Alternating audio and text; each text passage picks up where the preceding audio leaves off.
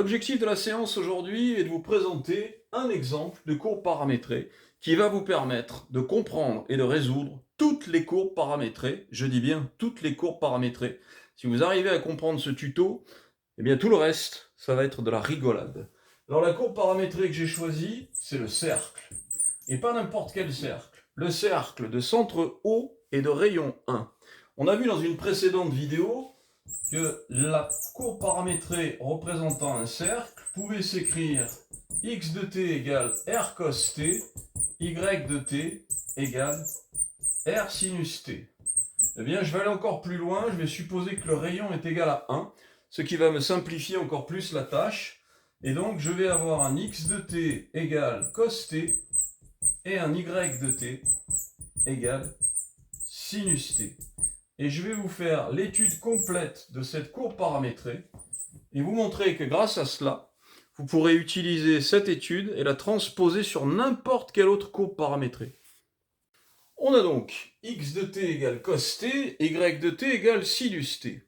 Le plan d'étude d'une courbe paramétrée est exactement le même que celui d'une fonction classique. Première chose à vérifier, c'est le domaine de définition. Alors ici, et c'est la raison pour laquelle j'ai choisi cette fonction, c'est-à-dire cette courbe paramétrée, eh bien c'est que son domaine de définition c'est R tout entier, et donc il n'y a aucun problème puisque le cosinus et le sinus sont parfaitement définis, il n'y a pas de racine carrée ni de dénominateur qui pourrait nous jouer des tours ici. Deuxième chose que nous allons étudier, c'est la périodicité. Périodicité est très importante ici. Elle est cependant évidente puisqu'il s'agit de deux fonctions sinusoïdales. Donc on voit très bien que x de t plus 2kπ sera égal à x de t et qu'il en ira de même pour y de t plus 2kπ qui sera égal à y de t puisque ces courbes paramétrées x de t et y de t sont donc périodiques de période 2π. Et donc on peut restreindre l'intervalle d'étude à 0,2π, mais comme on l'a déjà vu précédemment, on peut aussi le restreindre à moins pi, puisqu'il faut tout simplement avoir un intervalle de largeur 2π. Alors, troisième point que nous allons étudier ici, c'est ce que l'on appelait avant la parité et que nous appelons désormais les symétries. On va s'intéresser à ce qui se passe si je remplace t par moins t. On voit bien que le cosinus étant une fonction paire, eh bien ça ne changera rien. Alors que, en ce qui concerne le sinus, dans la mesure où c'est une fonction impaire, nous aurons un moins y de t. Eh bien, on déduit de ceci que x de moins t, y de moins t sont égaux à x de t et moins y de t, ou si vous préférez, x est pair, y est impair. Il y a donc une symétrie par rapport à l'axe OX. Nous allons maintenant passer aux dérivées. Alors avant d'aller plus loin, puisque nous venons de montrer qu'il y a une symétrie par rapport à OX, nous pouvons restreindre encore davantage l'intervalle d'étude et le limiter à 0π, ce qui va nous simplifier l'analyse des deux dérivées. Alors la première, c'est donc le point 4. La première des deux dérivées est très simple. Nous avons un x point de t. Je vous rappelle que l'on dérive par rapport au temps, c'est la raison pour laquelle on met un point, c'est la notation de Gaspard Monge, géomètre et mathématicien français. Je vous rappelle que pour dériver un cos et un sin, on utilise le cercle trigonométrique en le faisant tourner à droite. La dérivée d'un cos va donc s'écrire un moins sin de t, et la dérivée de y de t, c'est-à-dire y point, qui est la dérivée d'un sin, je dérive à droite, je vous le rappelle, eh bien ça va nous donner un cosinus de t. Il nous faut donc maintenant déterminer le signe de chacune de ces deux fonctions.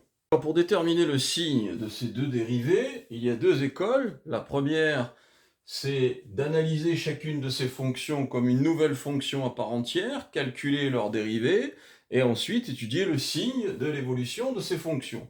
Une autre manière, moins analytique et donc plus géométrique, consiste à dire nous allons représenter l'intervalle d'étude.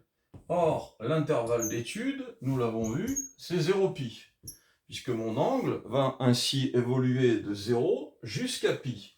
Alors, si vous voyez dans cet intervalle, je choisis n'importe quel point M au hasard, eh bien, vous voyez qu'il soit ici, ici, ici ou là, dans tous les cas de figure, le sinus, qui est porté par la verticale, sera dans cette partie-là. Ce qui veut dire que sinus de t est toujours positif ou nul, quel que soit t appartenant à 0π. C'est ce que j'ai appelé une vérité mathématique universelle, puisque ceci sera toujours vrai. On peut l'admettre après démonstration, bien entendu. Alors pour le cosinus, c'est légèrement plus délicat, comme nous allons le voir tout de suite. Je représente de nouveau mon intervalle d'étude de 0 à π, et cette fois, je vais placer des cosinus, d'abord dans le premier cadran, qui va s'arrêter en π sur 2. Pourquoi en π sur 2 ? Eh bien parce que j'ai appris que le cosinus, il est représenté par la partie horizontale, la corde horizontale si vous préférez. Et donc vous voyez que dans ces deux cas de figure, c'est-à-dire entre 0 et π sur 2, le cosinus est positif, alors que ici, vous voyez, pour cet angle-là, eh bien le cosinus sera évidemment négatif. On peut donc en déduire que cosinus t sera positif ou nul, quel que soit t appartenant à 0 π sur 2, et que le cosinus, eh bien, sera négatif, quel que soit t appartenant à π sur 2 et π, c'est-à-dire l'autre partie de l'intervalle. Nous allons maintenant pouvoir tracer le tableau de variation. J'ai donc réécrit x point de t et y point de t juste au-dessus. Et contrairement à une mode très actuelle, je ne vais pas écrire, comme il est l'usage de le faire, x point de t et y point de t, mais je vais bien écrire x point puis x de t.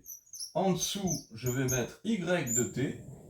Et tout à fait en bas, je vais écrire y point de t. Pourquoi ? Eh bien parce que c'est plus logique de mettre en regard la dérivée et la fonction plutôt que de mettre les deux dérivées l'une en dessous de l'autre. Alors regardez ce qui se passe. On a dit que le sinus de t sur l'intervalle 0π était positif partout. Ce qui veut donc dire que la dérivée, elle, sera négative. Si elle est négative, eh bien naturellement, cela veut dire que ma fonction est globalement décroissante. Pour ce qui est du cosinus, nous avons vu qu'entre 0 et π sur 2, elle était positive, et qu'entre π sur 2 et π, elle était négative. Nous voyons donc que le y de t va d'abord croître, puis décroître. Il nous faut ensuite remplir pas à pas ce tableau avec les différentes valeurs. Alors les différentes valeurs, nous les connaissons. X point de 0, c'est un sinus de 0, ça fait 0. On a ensuite x point de π sur 2, mais π sur 2, le sinus, ça vaut 1 et il y a un moins devant, ça fait donc moins 1. Sinus π, c'est 0. On peut procéder de la même façon pour y point. Nous avons y point de 0, c'est-à-dire cos 0, ça fait 1. Nous avons ensuite cos π sur 2 qui va valoir 0. Et enfin cos π qui va valoir moins 1.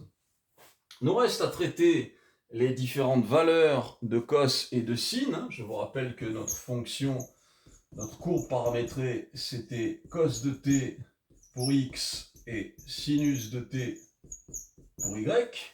On reporte pareil les mêmes différences, c'est-à-dire en cos de 0, ça va faire 1 ici.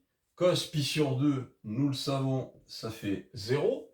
Et cos de π, ça vaut moins 1. On remarque au passage que c'est assez cohérent de décroître de 1 à 0, puis de 0 à moins 1. On procède de la même façon avec le sinus. Donc sinus 0, c'est évidemment 0. Sinus π sur 2, ça vaut 1. Et sinus π, ça vaut 0. On voit une parfaite cohérence dans ce tableau. Mais c'est pas fini. Maintenant, nous allons faire une autre chose très importante dans ce tableau. Nous allons remarquez qu'il y a deux sortes d'informations dans ce tableau. Tout d'abord, vous ne le voyez pas, mais il y a des points. Il y a très exactement 3 points. que je vais représenter en vert.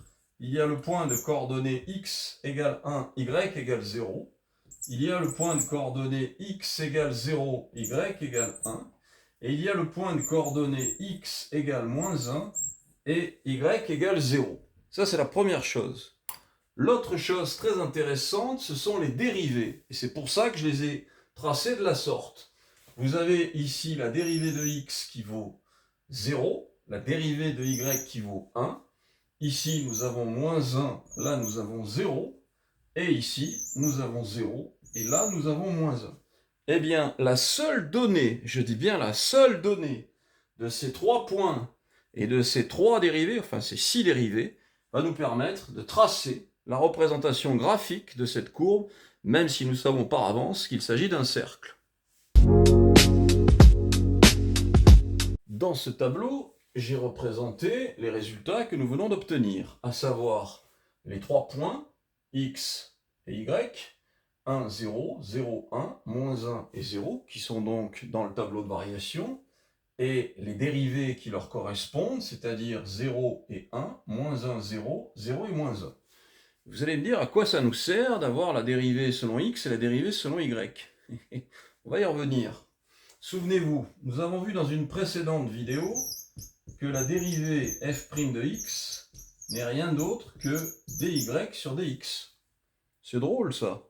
Si à cela je remarque que y point de t n'est rien d'autre que dy sur dt et que x point de t n'est rien d'autre que dx sur dt, eh bien vous voyez que ça commence à devenir très intéressant parce que si je fais le rapport de ces deux valeurs, ces deux expressions, je montre que y point de t sur x point de t n'est ni plus ni moins égal qu'à dy sur dt, le tout divisé par dx sur dt. Et je vous rappelle que pour diviser deux fractions, on doit multiplier la première par l'inverse de la seconde. Il vient donc que y point sur x point est égal à dy sur dx, autrement dit f' de x, qui est écrite juste ici. Ce qui veut dire qu'en faisant le rapport de y point par x point, je vais trouver les tangentes de tous ces points. Une fois que j'aurai les tangentes, j'aurai plus qu'à tracer la courbe. Alors la première tangente s'écrit 1 divisé par 0. Mais 1 divisé par 0, c'est l'infini, peu importe si c'est plus ou moins. 0 divisé par moins 1, c'est évidemment 0. Et moins 1 divisé par 0, c'est aussi l'infini. Alors, qu'est-ce que cela veut bien dire? Qu'est-ce que cela peut signifier? C'est ça qui est intéressant, vous voyez. Eh bien, nous avons 3 cas de figure pour le dy sur dx. 3 cas de figure que je vais résumer maintenant. Voici donc les 3 cas de figure. Si dy sur dx, autrement dit, si y point sur x point, est égal à 0, j'ai une tangente horizontale.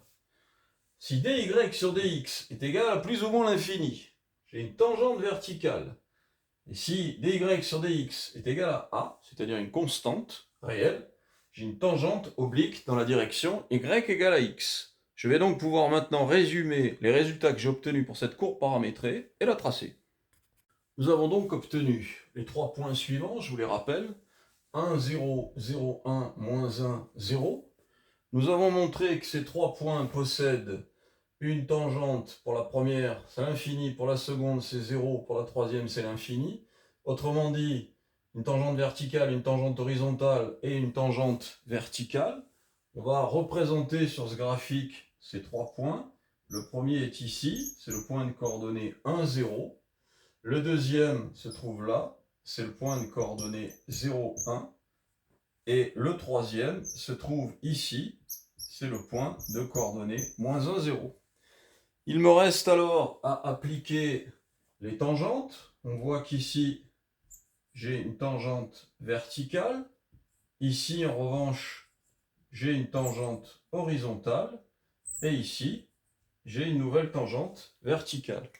Alors, comme je l'explique à mes étudiants, quand j'étais petit, pour nous distraire, mes parents nous offraient des petits livres de Picsou Magazine, dans lesquels il y avait, vous vous en souvenez peut-être, si vous avez joué à ça, il y avait des numéros. Voyez. Et le grand jeu de l'après-midi, eh bien, c'était de relier les différents points les uns avec les autres.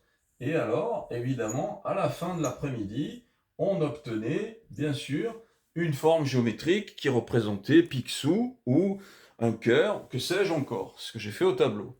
Eh bien, ici, nous allons faire la même chose. Je suis contraint de partir de 1, 0, tangentiellement. Donc, je pars verticalement, et je vais ensuite atteindre tangentiellement le point de coordonnée 0, 1. Je suis la même idée.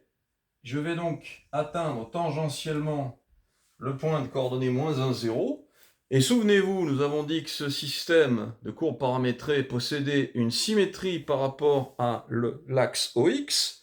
Il me reste donc à symétriser, si j'ose dire, comme ceci. Et j'ai l'équation totale du cercle, ou plus exactement sa représentation graphique. Rappelez-vous bien de cette méthode, elle vous sera très utile pour toutes les courbes paramétrées. À très bientôt!